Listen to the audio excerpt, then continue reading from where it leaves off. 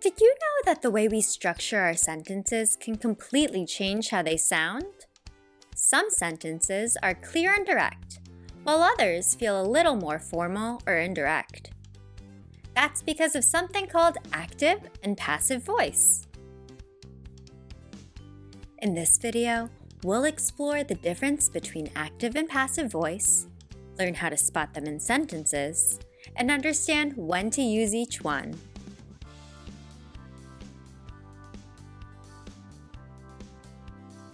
In an active voice, the subject of the sentence does the action. It makes sentences clear and direct because we know who is doing what. For example, the cat chased the mouse. The cat is doing the action.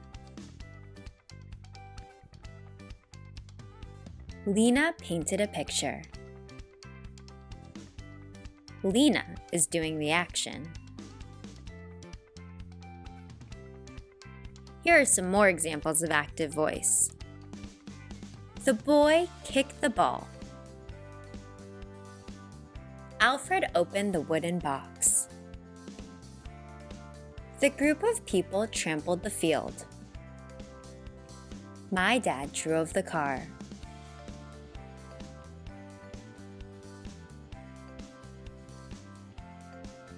Each of these sentences start with a subject. The boy, Alfred, the group of people, my dad. They are all doing the verb. Kicked, open, trampled, drove. The action moves forward, making the sentence clear and direct.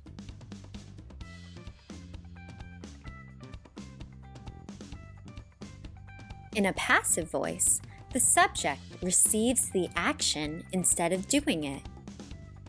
The sentence may or may not tell us who performed the action. For example, the mouse was chased by the cat. Now, the mouse is the focus and the action is happening to it. A picture was painted by Lena. The picture is the focus, and Lena is mentioned later.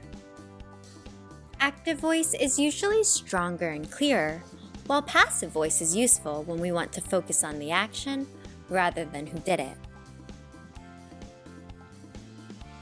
Here are some more examples of passive voice. The ball was kicked by the boy. The wooden box was opened by Alfred. The field was trampled by the group of people. The car was driven by my dad. Can you spot the difference? Notice how the focus shifts to what is being acted upon rather than who is doing the action.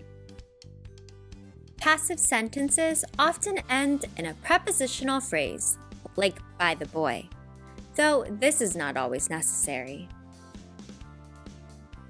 Here's another side-by-side comparison. Julie rolled out the dough.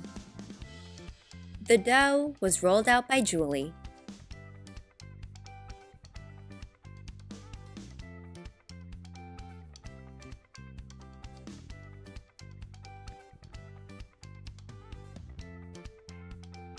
My sister played jazz music. Jazz music was played by my sister.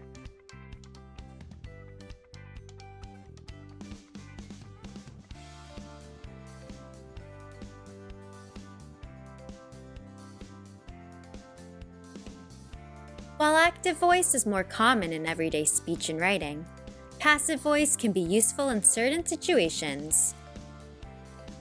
For example, when you don't know or you don't want to say who performed the action, or when the focus should be on the object because it's more important. Twinkl tip: active voice makes writing stronger and more engaging, while passive voice is best used sparingly for emphasis or when the subject is unknown. For more information and resources related to active and passive voice, head to twinkl.com.